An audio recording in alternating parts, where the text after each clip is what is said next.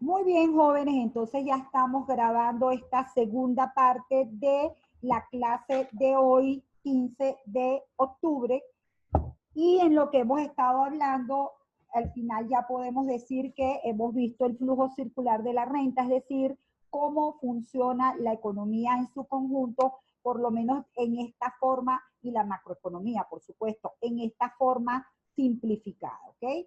Lo que habíamos terminado en la segunda parte era entender que así como está un mercado microeconómico específico, también todos los mercados se consolidan en un gran mercado macroeconómico y que al igual que en el mercado microeconómico, en el mercado macroeconómico vamos a tener una oferta agregada, una demanda agregada y el equilibrio se va a dar cuando la oferta agregada sea igual a la demanda agregada y muy importante, las variables que resultan de allí son el nivel general de precios, la producción de bienes y servicios en un momento dado y cuánta mano de obra hay empleada y lo que es lo mismo, cuánta mano de obra está desempleada. ¿Okay?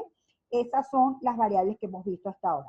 Lo que quiero ahorita es que ustedes puedan entender por qué todo se concentra en la producción de bienes y servicios y en la generación de ingresos. Y para eso, nada mejor que trabajar con el esquema de proceso de formación y acumulación de capital del gran Adam Smith.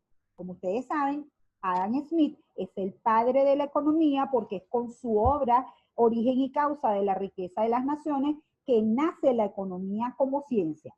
Y allí el señor Smith, le dicen el Adán de la economía porque casi que no se le escapó nada, allí el señor Adam Smith es capaz de entender con perfección cuál es el origen de la riqueza de una nación. Entonces, comparto pantalla.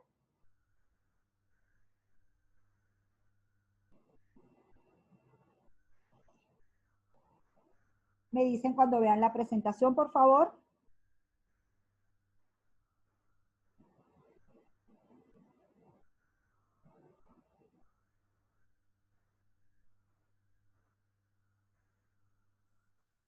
Listo, Sí, profe. aparece. Listo, ya la ven. Ok, Listo, ya se aquí ve, profe. está entonces el origen de la riqueza de una economía. Listo, profe. Perfecto.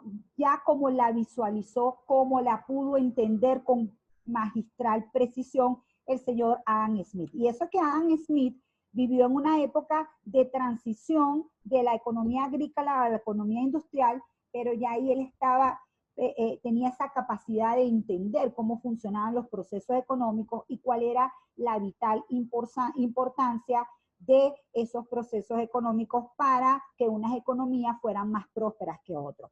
De hecho, antes de Adam Smith habían una corriente de pensamiento que eran los mercantilistas y que pensaban que la economía, una economía era rica en la medida que tuviera más oro y plata, ¿sí?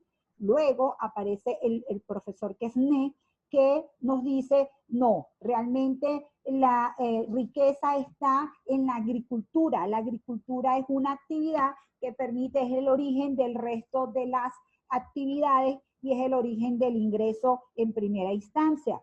Quesnay estaba mucho más cerca de los mercantilistas, de por dónde iba la cosa, pero es finalmente el señor Smith el que arma todo el rompecabezas perfectamente. ¿Qué nos dice el señor Smith? Nos dice que en una economía, ¿verdad? Lo que es la fuente, el origen de la riqueza es el trabajo, ¿ok?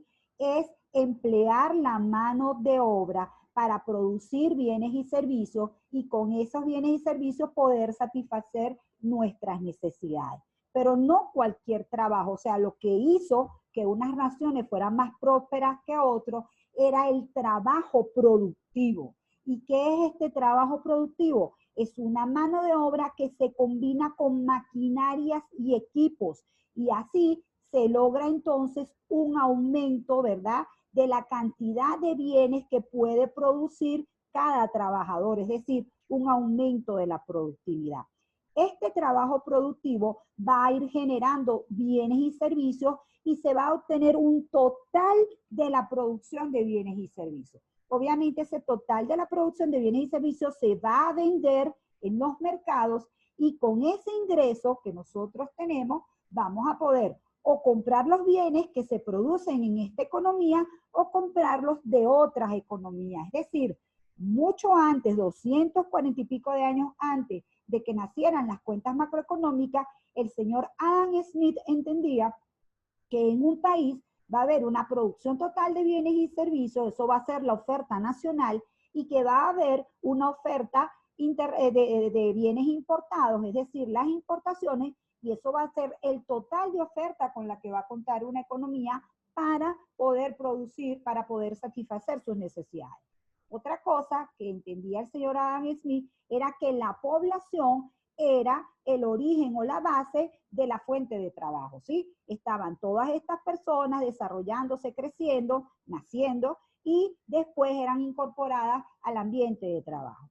Y si uno dividía el ingreso que obtenía de la producción de bienes y servicios entre la población, obtenía el indicador más sólido de cuál era el grado de bienestar o de riqueza de una economía.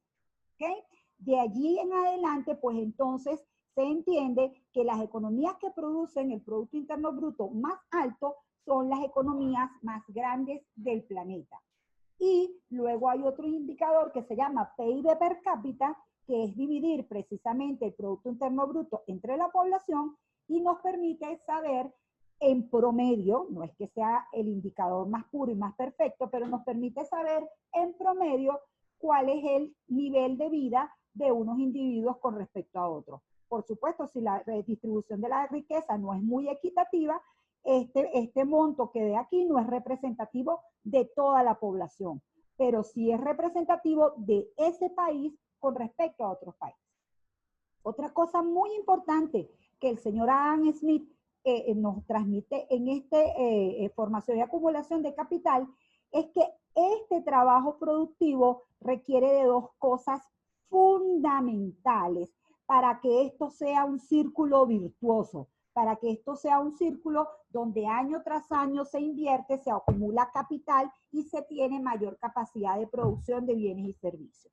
Uno era que los bienes y el trabajo tenían que ser propiedad privada, tenía que haber libertad económica y propiedad privada de los medios de producción. ¿Por qué? Porque había una persona que por su egoísmo natural iba a querer poner en práctica la combinación de capital y trabajo para obtener, para poder vender bienes y servicios y con eso obtener una ganancia.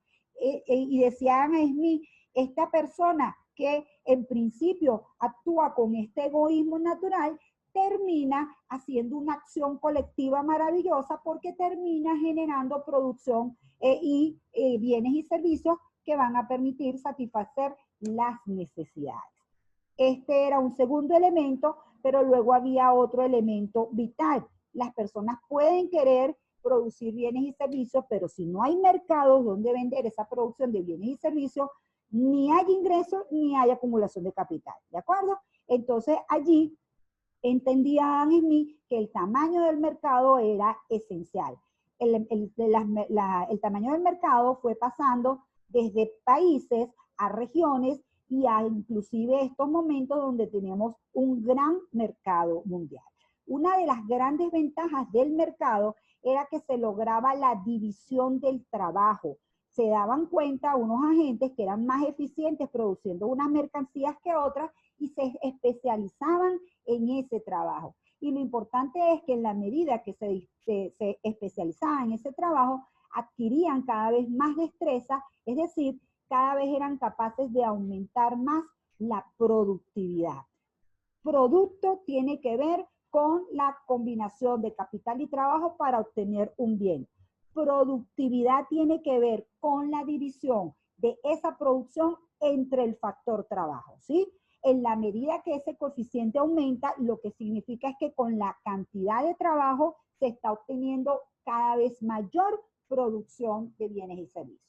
Y en fin, al fin de cuentas, esta productividad va a hacer la diferencia entre que unos países sean más prósperos que otros. ¿Por qué? Porque en principio el mercado del tamaño ha logrado mantenerse con todo y que hay sus ciclos de crecimiento y de recesión en la economía, pero el tamaño del mercado ha ido creciendo porque obviamente ha ido creciendo la población, ¿ok? Entonces, es muy importante para mí que ustedes fijen la importancia capital que tiene el Producto Interno Bruto y entonces ya sí podemos entrar de lleno a hablar de lo que es el Producto Interno Bruto, ¿ok? Yo le llamo la variable premium de la economía.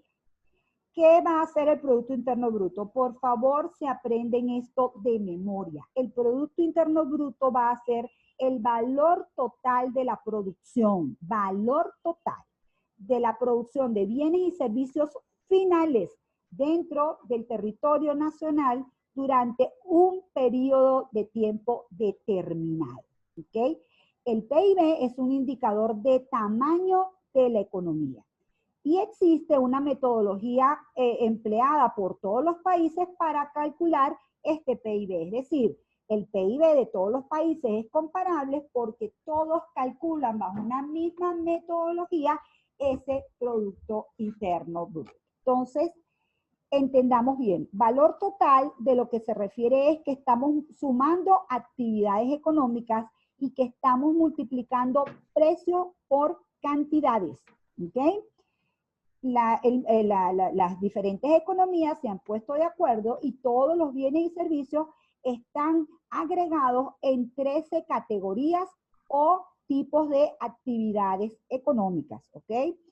¿Por qué se especifica aquí qué es la producción en el territorio nacional? Porque todas las empresas que se crean en un país son de ese país. Lo que puede ocurrir es que los accionistas de ese país sean de origen nacional o de origen extranjero, pero la empresa como tal forma parte de ese territorio y todo lo que produzca esa empresa forma parte de la producción interna en ese país, ¿ok? Finalmente les coloco por aquí, es importante entender esto de bienes finales. Los bienes finales son aquellos bienes que ya han sufrido todas las transformaciones que se necesitan y están listos para su uso. En ese sentido, hay bienes de consumo y hay bienes de inversión. Los bienes de consumo son los que directamente atienden necesidades humanas. Los bienes de inversión no atienden directamente necesidades humanas. Así como existen bienes finales, hay bienes intermedios que son bienes que van a sufrir transformaciones antes de ser bienes de consumo o de capital. Estamos hablando claramente de los insumos.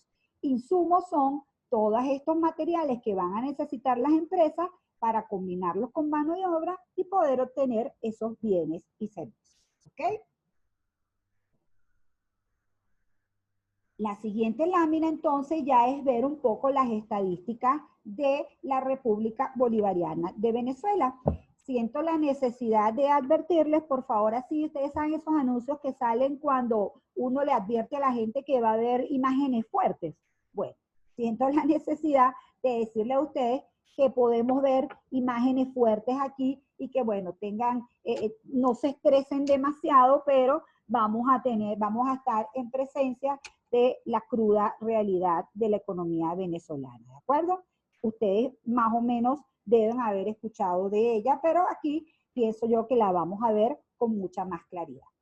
Una primera cosa que entonces quiero esbozar es que entiendan que todos los bienes y servicios, repito, son agrupados en actividades económicas. En el caso de Venezuela, como el petróleo siempre tuvo una relevancia fundamental, el PIB era dividido en actividad petrolera y actividad no petrolera, ¿ok? Dentro de la actividad no petrolera, las categorías son agricultura, que no aparece aquí, sino que está por aquí en este resto, porque Venezuela ya casi que no produce bienes agrícolas y le cuesta, no es que no produce bienes agrícolas, al ente que calcula el Producto Interno Bruto, que es el Banco Central, le costaba mucho recopilar estadísticas confiables del sector agrícola, ¿ok? Entonces, la primera actividad sería agricultura, minería, manufactura, electricidad y agua, construcción, comercio y servicios de reparación, transporte y almacenamiento, comunicaciones, servicios inmobiliarios, empresas de alquiler, servicios comunitarios, sociales, personales y privados no lucrativos, producción de servicios del gobierno. Fíjense que aquí está la partida que tiene que ver con el gobierno, y esto que está aquí son otras partidas que no estén especificadas, básicamente se refiere a la agricultura, y esto de SIFMI que está aquí tiene que ver con las actividades de intermediación financiera que hacen las empresas de inmuebles, ¿ok? De bienes inmuebles. Total que esta sería la estructura, no me quiero extender tanto en esto, pero sí es importante para mí que entiendan que el petróleo que genera el 90% de los ingresos de divisas al país, más del 90%, la producción era en el año 98, representaba el 18,7% del PIB, en el 2013 representaba el 10%, en el 2018 el 11%.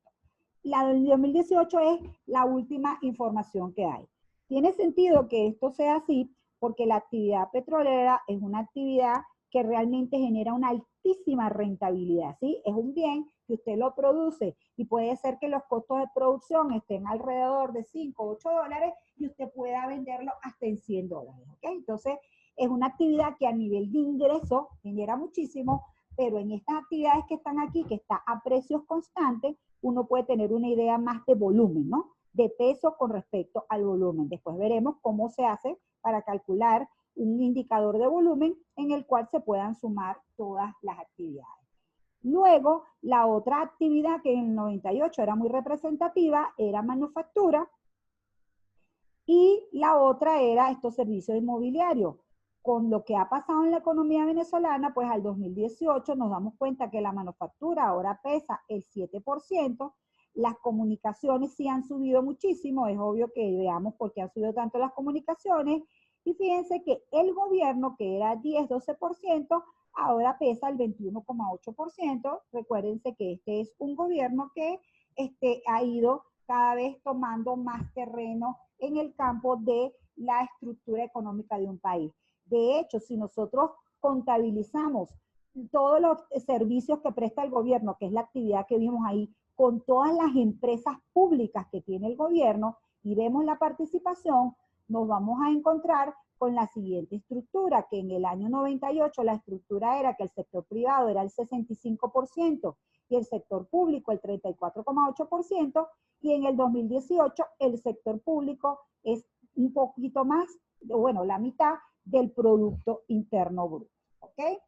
Quiere decir que en proporción el sector privado ha perdido terreno. Si nosotros hacemos una torta, esto es lo que ocurre.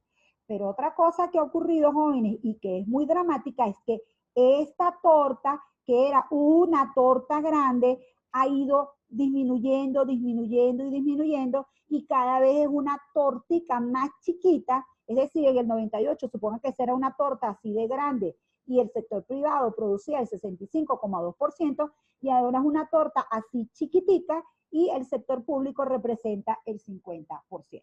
Por eso es que el tema de que la propiedad privada de los medios de producción es fundamental para que el mecanismo de formación y acumulación de capital se pueda dar. Fíjense que esto que tienen aquí es una gráfica en la cual aparece la variación del Producto Interno Bruto en términos constantes.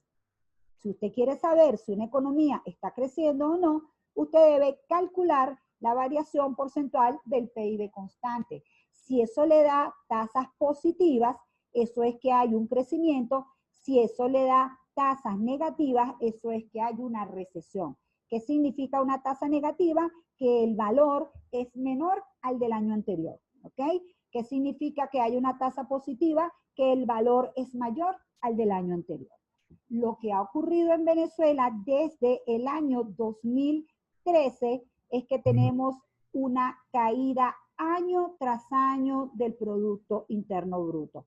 Ha cambiado la magnitud, pero la tendencia es claramente a la caída, y en esos 7 años de caída que hemos tenido, que además ha sido a tasas de 25, 30, 18, 17, lo que ha pasado es que el PIB del año 2020, la estimación que se maneja es que va a ser apenas el 25% de lo que era el PIB en el año 2013. Es decir, en el año 2013 nosotros teníamos un PIB de 622 mil millones de bolívares, y se calcula que el PIB de Venezuela para el año 2020 podría estar en 150.000 millones de bolívares. Por eso es que le digo que esta torta que era de 662.000, ahora es una torta o una tortica de 156.000.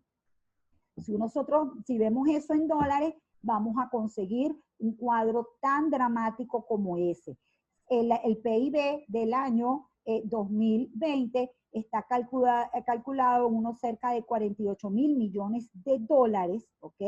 Y si nosotros comparamos ese valor con el del año 2011, era de 334.000 millones de dólares. Es decir, este monto, estos 48.000, apenas representan el 14%. Fíjense que el economista Hermes Pérez es una persona muy activa, amigo mío, tengo el gusto de conocerlo, que hace un seguimiento de toda esta información, nos dice que en el año 2000 Venezuela era la cuarta economía más grande de América Latina. Solo estaban por encima México, Brasil y Argentina. Y estamos inclusive cerca de Argentina, ¿ok? Para el año 2020, Venezuela ha pasado de ese cuarto lugar al 13º lugar.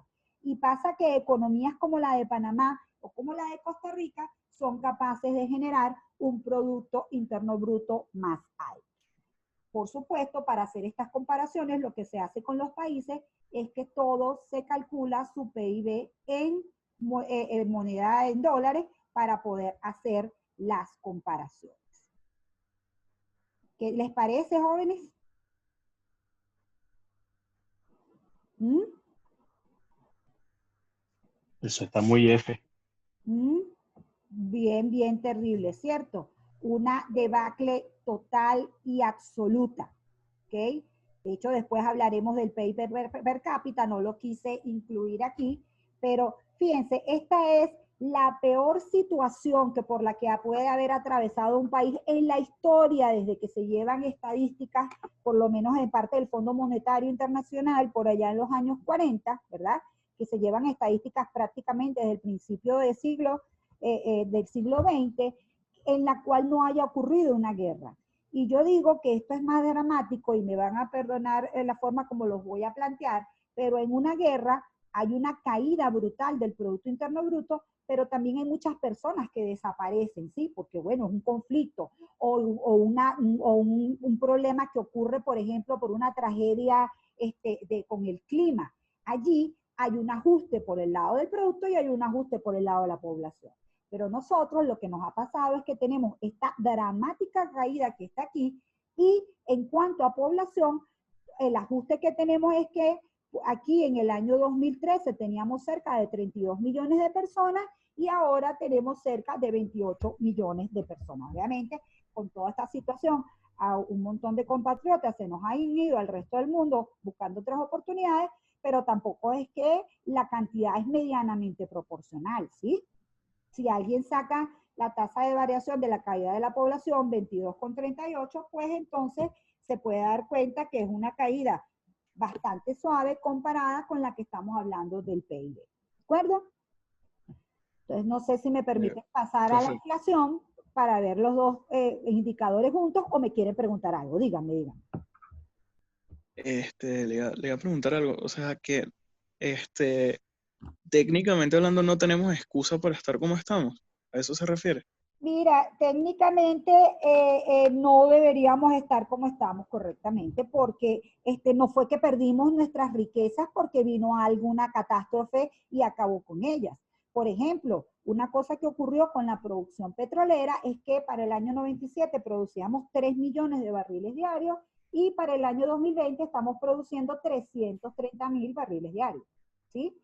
Entonces, eso ha sido por un pésimo manejo del negocio petrolero. Imagínense, yo en mi experiencia el petróleo ha sido por donde más con lo que más he trabajado a nivel profesional, y había un argot que decía que el mejor negocio del mundo era una empresa petrolera por toda esa renta que genera el negocio petrolero, que son unas ganancias infinitamente mayores que la de cualquier otro negocio, aunque haya mucho cobro de impuestos. Y el segundo mejor negocio petrolero, segundo mejor negocio del mundo era un negocio petrolero mal administrado. Pues obviamente ese dicho quedó totalmente desmentido, no es cierto. Usted si maneja, puede haber seres humanos que manejen tan mal una empresa petrolera que la conviertan en una empresa en ruinas. Vale, profe, muchas gracias. Este problema, fíjense, me dicen que parte de este problema es que fuimos monoproductores. Sí, jóvenes, pero parte de esta debacle no ocurre porque hayamos sido monoproductores, porque si se hubiese inventado y se estuviese usando una otra fuente de energía distinta al petróleo y no estuviéramos generando riqueza porque ya la gente no está demandando petróleo, nosotros dijéramos que hay una causa ahí directa, ¿ok? Pero todavía nosotros pudiéramos seguir generando una renta importante a nivel de petróleo. De hecho, van a ver las exportaciones, lo altas que fueron hasta cierto periodo, así que directamente no. Yo sé que lo que quieren decir ustedes es que la condición de monoexportador hizo que no tuviéramos una economía sólida, sino que dependiéramos de un solo recurso. Después veremos con calma todas las incidencias que ha tenido el petróleo en eso, ¿verdad? Y obviamente nos hizo más vulnerables. Pero si ustedes me preguntan a mí la razón de esto, jóvenes, es simplemente un desplazamiento total del sector privado del negocio de producir bienes y servicios, cosa que es una mala estrategia. Yo estoy convencida de eso. O sea, se necesita que el sector privado se dedique a producir bienes y servicios. Eso es importantísimo. Y para ello tiene que haber la posibilidad de que ese sector privado obtenga ganancias. Parte de por qué eso se refuerza tiene que ver cuando ustedes vean lo que ha ocurrido con el índice de precios al consumidor. Yo me imagino que muchos saben cuál es la situación de precios en Venezuela, cómo está catalogada la inflación en Venezuela. Es una inflación. Hiperinflación. Una hiperinflación, correcto. Una hiperinflación es un aumento de la producción superior al 50% mensual, ¿verdad? Entonces, bueno, alguien dijera que, bueno, no todos los meses tenemos una inflación de 50%. Bueno, veamos las cifras en su contexto completo para que vean lo dramática de esta situación. Entonces, repito, ya vimos el indicador de producción de bienes y servicios, el PIB constante, que es esa variable que va en el eje de las X de este mercado consolidado. Ahora vamos a ver la variable que va en el eje de las Y y que tiene que ver con un índice general de precios. Un indicador que permite medir un índice general de precios o saber de un nivel general de precios es el índice de precios al consumidor. ¿Ok? Entonces, aquí les coloco. Así como existe un precio para cada mercado específico, a nivel macroeconómico se calcula un nivel general de precios. Como saben, los precios no se pueden sumar, por lo que se obtiene un índice que recoge la variación de los precios. Para que un país goce de estabilidad de precios, la inflación anual debe ser de un dígito. ¿Ok? El índice nacional de precios es un indicador que permite calcular el nivel general de precios de una economía. Es decir, ¿cómo calculamos un índice de precios? Bueno, lo calculamos a través del índice general de precios. ¿Cómo sabemos si hay inflación? Bueno, cuando este indicador general de precios registra una tasa de variación positiva, estamos hablando de que hay inflación. Si registra una tasa de variación negativa, estamos hablando de que hay deflación. ¿Ok? Finalmente, entonces, la inflación se define como el crecimiento continuo y generalizado de los precios de los bienes y servicios existentes en una economía. O sea, no es que sube un bien en particular y otro no, sino que en líneas generales los bienes y servicios están generando una dinámica de crecimiento continuo, ¿ok? Y obviamente entonces ese crecimiento tiene que ser bastante generalizado. Cuando hablamos de hiperinflación, hablamos de hiperinflación cuando ya la inflación es muy elevada, este crecimiento positivo de los precios es muy elevado y dramáticamente reduce el valor real de la moneda, ¿sí? Una moneda que esté expuesta a altas tasas de inflación, pues lo que pasa es que los individuos van perdiendo poder de compra en la medida que aumente esa inflación.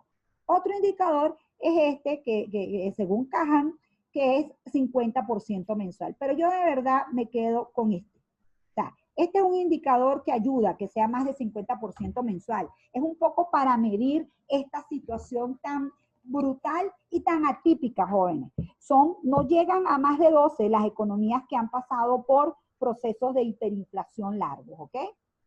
Luego está la estanflación, que obviamente no la podemos dejar de mencionar aquí, que es un fenómeno en el cual se combina un aumento de precios con una caída de la producción. Aumenta la inflación, aumenta el índice nacional de precios y cae el Producto Interno Bruto. Esa situación, como la verán más adelante, no era tan fácil de entender hasta los años 70. Nunca se podría pensar que ambas situaciones se iban a presentar al mismo tiempo, y obviamente la estanflación es un fenómeno dramático.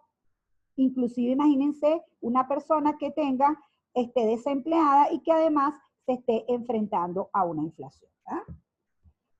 Este es un intento que yo hago por no perder el seguimiento del indicador de la inflación, y entonces yo lo que hago es que voy utilizando las variaciones porcentuales de diferentes fuentes, bien sea el BCB, bien sea ¿cómo se llama? Social Exchange Security, Social Exchange Security, que es una agencia internacional que a veces tiene datos de Venezuela, y obviamente la Asamblea Nacional, que se ha tomado la tarea de calcular el índice de precios de la el índice de precios general, para poder ver qué está pasando con la inflación. Aquí me dice, entonces se podría decir que estamos pasando por un fenómeno de hiperinflación y estanflación. Sí, señor, estamos pasando por los dos, hiperinflación y estanflación.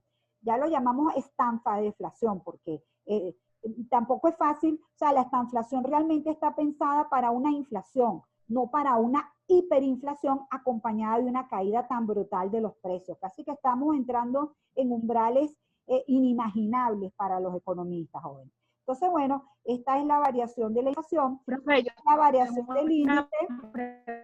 Dígame, dígame. Ajá, ¿te oigo?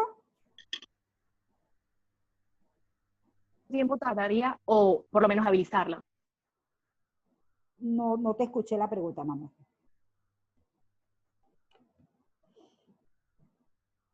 ¿Se escucha? No. Te escuché ahorita que dijiste te escucha, pero no te escuché antes. Ajá, que para recuperar la economía de Venezuela o más o menos estabilizarla, ¿cuánto tiempo tomaría? Si usted tiene autoridades económicas en las que la gente pueda creer, si usted restablece la disciplina fiscal, usted en menos de 6 meses está teniendo resultados positivos en materia de precios. Y eso paulatinamente permitiría que se recupere la economía. Pero no se preocupen, que vamos a seguir hablando sobre eso y nosotros vamos a ser capaces de ir respondiendo esa pregunta. Fíjense, es tal el drama con los precios en Venezuela que hay que hacer cosas como esta. Yo lo que hice fue que desagregué la evolución del índice de precios al consumidor para la serie 2007-2014, la serie 2015-2017 y después la serie 2018-2020. Porque si usted pone todo esto en una gráfica, le dan una serie de barritas chaticas por aquí y de repente aparece una grande y después otra vez chiquita y usted no puede entender el fenómeno. Si lo hace de esta manera, entonces puede ver que la inflación, fíjense las líneas de tendencia, ha sido todo el tiempo al alza y que la línea cada vez es más perpendicular, ¿sí? Es decir, que cada vez es más abrupta lo que ha ocurrido en lo que ha sido el aumento de los precios. En esta primera lámina de gráfica del 2007-2014, vamos a tener que el índice de Venezuela es base 100, es el año 2007, es decir, en el año 2007 son los precios que utilizamos, y a estos precios, esta canasta de bienes de aquí, lo que hemos hecho año tras año es ver cuál ha sido el aumento de los precios de los bienes de esa canasta, y eso nos permite saber cómo ha ido variando estos precios. La inflación pasó en este periodo de 100 a 839,5 como índice, y eso genera una variación porcentual, es decir, una inflación de 739,5%. En el mundo, la inflación para todo este periodo fue 32 23,4%. Entonces, es importante entender esto porque mientras que los empresarios de los otros países se enfrentaban a crecimientos que en promedio fueron de 32%, los empresarios venezolanos se enfrentaban a precios de 739,5%, es decir, que producir un bien en Venezuela no era nada competitivo venderlo en el exterior, porque si la estructura de costos de un país está acompañada por este tipo de situaciones, porque esto no va solo, ¿sí? Si esto aumenta así, esto hace que en el mercado de trabajo, que obviamente no está aquí, que en el mercado de trabajo también vaya aumentando la mano de obra y también vaya aumentando otro tipo de indicadores, ¿ok? Si nos venimos aquí al periodo de 2015-2017, no se puede ver la inflación del 2015 porque es un número chiquitico para lo que está aquí, es 2.358,5, es decir, la barra queda bien pisadita, y de 2.358,5 el indicador pasó a 236.887,5 en el 2017. Es decir, que la inflación, la variación del indicador de 2017 con respecto al 2018 fue 9.944,1%, cuando en el mundo la inflación, en vez de ser 32,4%, apenas fue 3,7%. Es decir, nosotros aceleramos violentamente la inflación y el resto del mundo, al contrario, consiguió una estabilidad bien importante a nivel de precios. Y si vemos el periodo más dramático, que es el que realmente es el proceso franco de hiperinflación, tenemos que el indicador de la inflación en el año 2018 fue de 4.876 millones, ¿verdad? El índice, y pasó 3,6 a 5.590,88 millones. Es decir, la inflación fue de 114.538,5%, mientras que la inflación del mundo fue apenas 4%.